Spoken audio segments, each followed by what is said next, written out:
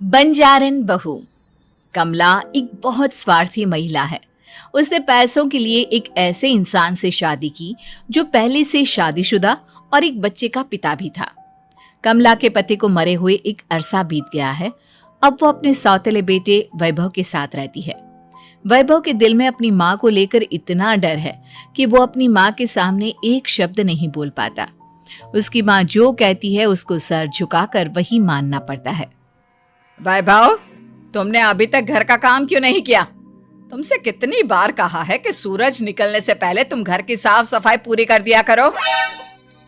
वैभव कुछ नहीं बोलता, चुपचाप सर झुकाए अपनी माँ की बात सुनता रहता है। तभी पास में खड़ा नौकर सुखराम कहता है, मालकिन, वैभव बाबा को रात से तेज बुखार है, इसलिए वो सुबह जल्दी उठ नहीं पाए। उनके बदले मैं घर की साफ सफाई कर देता हूँ। इसे कोई बुखार नहीं है। मैं इसे अच्छी तरह से जानती हूँ। ये सब काम न करने के बहाने हैं। सुखराम काका, बोल दो इसे, सारे घर का काम यही करेगा। और इससे समय पर अपना काम पूरा नहीं किया तो इससे आज का खाना भी नहीं मिलेगा। मगर मालकिन, वैभव बाबा की सच में ही तबीयत खराब है, आप एक बार देख तो लीजिए। कमला बिना कुछ बोले वहां से चली गई और बेचारा वैभव तेज बुखार में भी काम करता रहा। कमला वैभव की शादी एक ऐसी लड़की से कराना चाहती थी जो अनपढ़ हो और कमला से इसी तरह डरे जिस तरह वैभव डरता है, ताकि वैभव की सारी जायदाद और धन दौलत उसकी मुट्ठी में रहे। लेकिन आज के जमाने में ऐसी लड़की मिलना मुश्किल है। कमला कार में यही सब कुछ सोचती जा रही थी कि तभी रास्ते में, अरे ड्राइवर, तुमने कार क्यों रोक दी? और ये इतना शोर कैसा? मैडम, आगे कुछ बंजारों का खेल चल रहा है, इसलिए भीड़ लगी है। मैं अभी भीड़ को साइड में करवाकर कार निकालता हूँ। ड्राइवर भीड़ को साइड करके कार निकालने की कोशिश करने लगा कि तभी कमला की नजर रस्सी पर चल रही एक फुलवा नाम की बंजारन पर पड़ी। क्यों ना मैं इस बंजारन की शादी वैभव से करा दूं? ये तो अनपढ़ लग रही है, मेरे पैरों तले दबकर भी रहेगी। मुझे अभी इसके माँ बाप से बात करनी होगी। ये सोचकर कमला ने उन बंजारों से बात की और उन्हें शाम को अपने घर बुलाया। फुलवा के माता पिता वहां उसे लेकर आ गए। उन्होंने इतना आलीशान घर पहले कभी नहीं देखा था। अच्छा हुआ आप लोग आ गए। देखिए, मुझे घुमा फिरा कर बात करने की आदत नहीं है, इसलिए सीधे सीधे मुद्दे पर आती हूँ। मुझे आपकी बेटी बहुत पसंद है। मैं अपने इकलौते बेटे की शादी आपकी बेटी फुलवा से कराना चाहती हूँ। इसके बदले में आप जो चाहो वो ले सकती हैं। तभी फुलवा की माँ कहती है, ये क्या कह रही है मैम साहब? कहीं आप हमारी गरीबी का मजाक तो नहीं उड़ा रही ना? आप मेरे बेटे से मिल लो। अगर आपको मेरा बेटा पसंद आता है तो मैं कल से ही शादी की तैयारी शुरू कर दूंगी। सुखराम, वैभव को लेकर आओ। फुलवा अपनी माँ के कान में फुसफुसाती है, माँ, कहीं इस मेम साहब का छोरा पागल तो ना है? फुलवा अपनी माँ से बात कर रही होती है कि वैभव वहां आता है।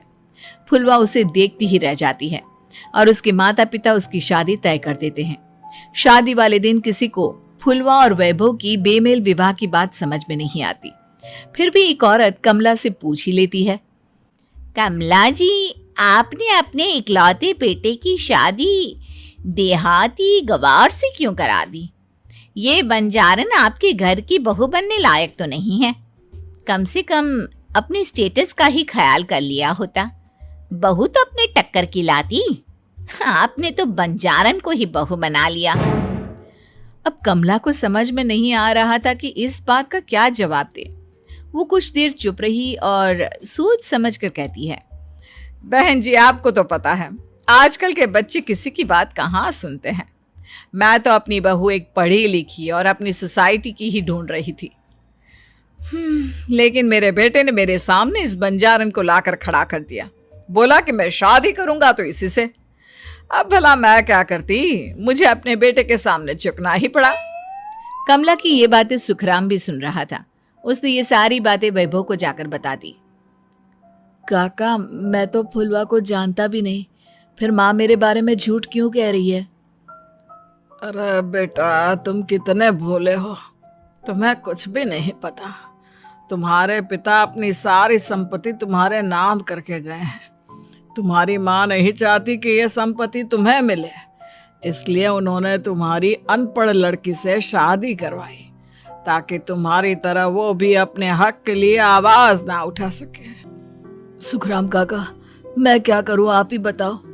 माँ के सामने आते ही मेरे हाथ पैर कांपने लगते हैं। मैं माँ को कुछ भी नहीं कह पाता। वे दोनों बात कर ही रहे थे कि अचानक कमला वहां आ गई। कमला को देखकर दोनों घबरा गए। तुम दोनों फिर कभी बातें कर लेना, अभी फेरों का समय हो गया है, चलो जल्दी आओ। इस तरह फुलवा और वैभव की शादी हो गई। अगले दिन कमला ने फुलवा को बुलाया और उसे नसीहत देने लगी। देख बंजारन, तुझे मैंने अपनी बहू बना तो लिया है, लेकिन तुझे इस घर में आँख कान मुंह बंद करके रहना होगा। घर का काम कर और अपने पति से मतलब रख, समझी?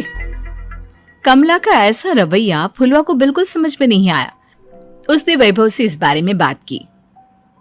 सुनिए ना, माँ जी ने जिस तरह मुझसे बात की मुझे अच्छा नहीं लगा। शादी से पहले तो वो मुझसे बहुत अच्छे से बात कर रही थी, लेकिन शादी के बाद उन्हें क्या हो गया? तुम ज्यादा मत सोचो, जैसा माँ कहती है वैसा ही करो। ये कहकर वैभव वहां से चला गया।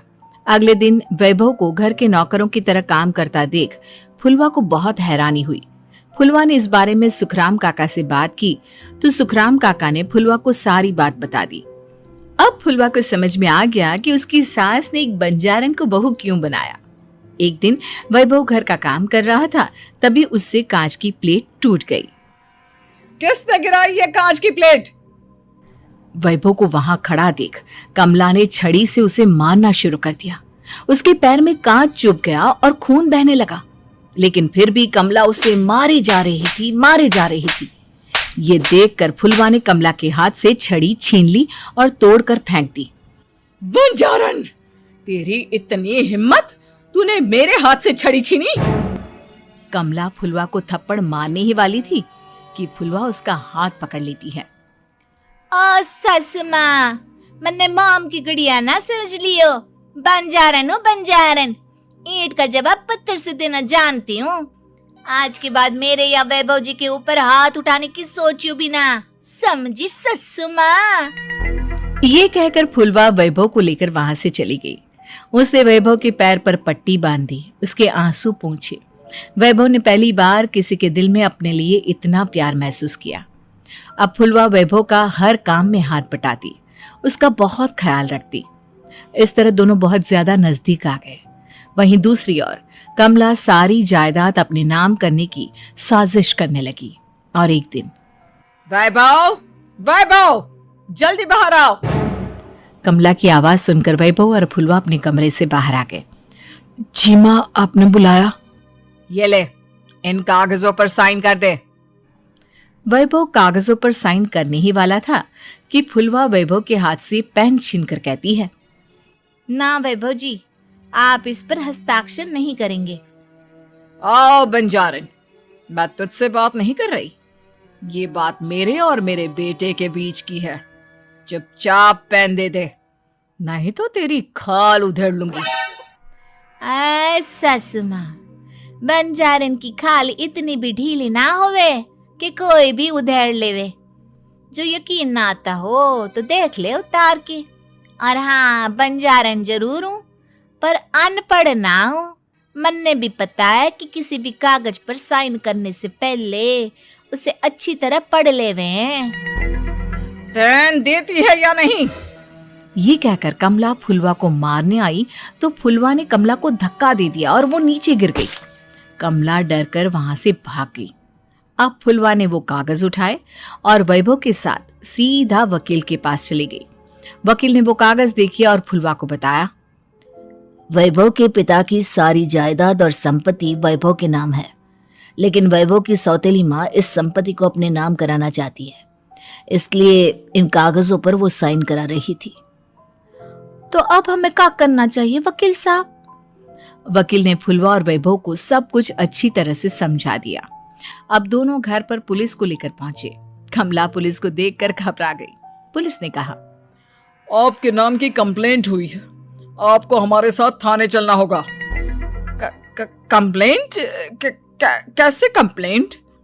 आप अपने सौतेले बेटे पर बहुत अत्याचार करती हो, धोखे से सारी जायदाद अपने नाम करा रही थी। अब नहीं इंस्पेक्टर साहब, जरूर ये मेरी बहू की कोई साजिश है, इसने गलत कंप्लेंट की है। मैडम, शिकायत आपकी बहू ने नहीं बल्कि आपके बेटे वैभव ने की है। कमला वैभव का नाम सुनकर दंग रह गई।